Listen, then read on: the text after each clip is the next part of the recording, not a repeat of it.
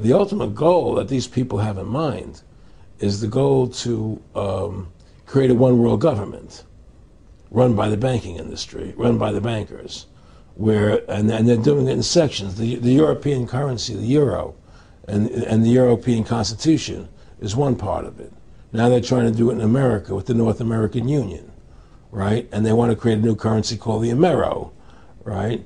And the whole agenda is to create a one world government where everybody has an RFID chip implanted in them. All money is to be in those chips, right? There'll be no more cash. And this is given me straight from Rockefeller himself. This is what they want to accomplish. And all money will be in your chips. And so instead of having cash, anytime you have money in your chip, they can take out whatever they want to take out whenever they want to. If they say you owe us this much money in taxes, they just deduct it out of your chip digitally. Total control. Total control. And if you're like me or you, and you're protesting what they're doing, they can just turn off your chip. And you have nothing. You can't buy food. You can't do anything. It's total control of the people. And that chip's connected to a database that has your purchasing records, what you do, what everything, you sell. Everything is in there, you know? And so they want a one world government controlled by them, everybody being chipped, all your money in those chips, and they control the chips, and they control people. And you become a slave. You become a serf to these people. That's their goal. That's their intentions. Aaron, can you be specific about when you met Rockefeller, how it happened in these discussions? I met Rockefeller through a female attorney I knew who called me up one day and said, one of the Rockefellers would like to meet you. I had made a video called Mad as Hell, and he'd seen the video and wanted to meet me and knew I was running for governor of Nevada. So sure, I'd love to meet him. And I met him, and I liked him, and he was a very, very smart man. And we used to talk and share ideas and thoughts. And he's the one who told me 11 months before 9/11 ever happened that there was going to be an event. Never told him what the event was going to be, but there was going to be an event. And out of that event, we were going to invade Afghanistan to run pipelines from the Caspian Sea. We were going to invade Iraq, you know, to take over the oil fields, establish a base in the Middle East, and make it all part of the New World Order. And we go after Chavez in Venezuela. And sure enough, later 9/11 happened, and I remember he was telling me how how you're gonna see soldiers looking in caves for people in Afghanistan and Pakistan and all these places, and there's going to be this war on terror, of which there's no real enemy, and the whole thing is a giant hoax, you know. But it's a way for the government to take over the American people. He told you it was going to be a hoax. Oh yeah, oh yeah. There's no question. He says there's going to be war on terror, and he's just laughing. There's no who are we fighting? I mean, why do you think 9/11 happened, and then nothing's happened since then? Do you think that our security is so great here that these people who pulled off 9/11, who were able to, can't knock down another plane? Come on, it's ridiculous.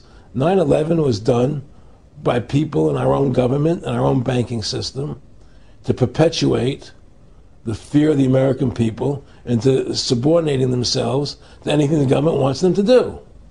That's what it's about, and to create this war, this endless war on terror. And that's why and that was the first lie. And the next lie was going into Iraq, you know, to get Saddam Hussein out with his weapons of mass destruction. That was the next lie. Now, specifically, this was a little over 6 years ago. This was 11 months before 9/11. Yeah. And Nick Rockefeller, who's a lawyer, he's become your friend over the previous years, and he's saying to you that there's going to be this big event, and then out of that we're going to have a war on terror, and it's just going to go on and on. Right, an endless war on terror without any real enemy. That you can never, so you can never define a winner. And did he say that it's going to be perfect because you can't define an enemy? It just goes on and on? Yeah, because you can't define a winner. There's no one to beat, so it goes on and on forever. And they can do whatever they want. They scare the hell out of the American public. Look, this whole war on terror is a fraud. It's a farce. It's very difficult to say it out loud because people are intimidated against saying it. Because if you say it, they want to make you into a nutcase. Let's But be the truth has to come out. That's why I'm doing this interview. The fact of the matter happens to be that the whole war on terror is a fraud. It's a farce. There's a war going on in Iraq because we invaded Iraq. And people over there fighting, you know. But the war on terror, it's a joke, you know. And until we discover what really happened on 9/11 and who was responsible for 9/11, because that's where the war on terror emanates from. That's where it comes from. It was 9/11 that allowed this war on terror to begin. And until we get to the bottom root of 9/11, the truth of 9/11, we'll never know about the war on terror. Aaron, you said that he was, and I think it's important, and I know this about the Rockefellers from Dr. Dennis Cuddy and many others who literally, you'll be 20 years old in a lunch line at college, and there's David Rockefeller. And here's here. I mean, they're experts at recruiting and getting what they call players, and that clearly he was.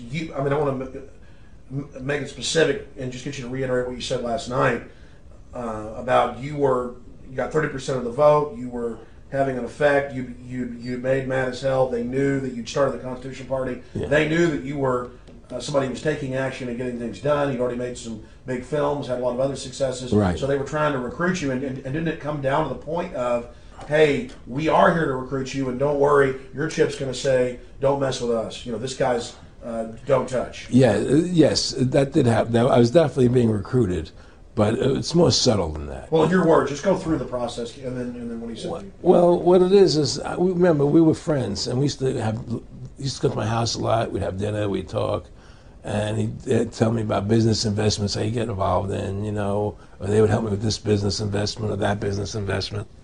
And was I interested in joining the Council on Foreign Relations? You know, I would have to get a letter to join them, but was I interested in that? And, you know, just stuff, you know, leading you on. And I used to say to him that I never really did that because that wasn't where I was coming from. You know, as much as I like you, Nick, you know, your ways and my ways, we're on the opposite side of the fence. You know, I don't believe in enslaving people, you know, and he would come back with, oh, I do? Or? Well, it would be more like, you know. It's better for them. Well, it's more like, you know, how do I put it? It was like, what do you care about them? What do you care about those people? What difference does it make to you? Take care of your own life. Do the best you can for you and your family. What do the rest of the people mean to you? They don't mean anything to you. They're just serfs. They're just people. You know, it was just a lack of caring, you know, and that's just not who I was. It was just sort of like cold, you know. It was just like cold, you know. And I used to say to him, what's the point of all this? You have all the money in the world you need. You have all the power you need. What's the point? You know, what's the end goal? And he said the end goal is to get everybody chipped, to control the whole society, to have the bankers, the elite people, you know, the bankers and some governor controlling the world. And I said, do all the people in the Council on Foreign Relations believe this way you do? He said, no. You know, most of them believe they're doing the right thing. A lot of them believe it's better off being socialistic. You know, we have to convince people that that socialism is really capitalism. Because America's becoming a socialist country. It's a communist country today. Well, one of the things they told me was that he was at the house one night, and he would talk, and he started laughing. He said, Aaron, what do you think women's liberation was about? And I said, I had pretty conventional thinking about it at that point. I said, I think it's about women having the right to work, getting equal pay with men, just like they won the right to vote, you know? And he started to laugh. He said, you're an idiot. And I said, why am I an idiot? He said, let me tell you what that was about. We, the Rockefellers, funded that. We funded women's lib, you know? And we're the ones who got all over the newspapers and television, the Rockefeller Foundation. He says, and you want to know why? He said, there were two primary reasons. And they were, one reason was we couldn't tax half the population before women's lib. And the second reason was, now we get the kids in school at an early age. We can indoctrinate the kids how to think. It breaks up the family. The kids start looking at the state as the family, as the school, as the officials, as their family, not as the parents teaching them. And so those are the two primary reasons for women's lib, which I thought up to that point was a noble thing. You know, when I saw their intentions behind it, where they were coming from when they created it, the thought of it, I saw the evil behind what I thought was a noble adventure.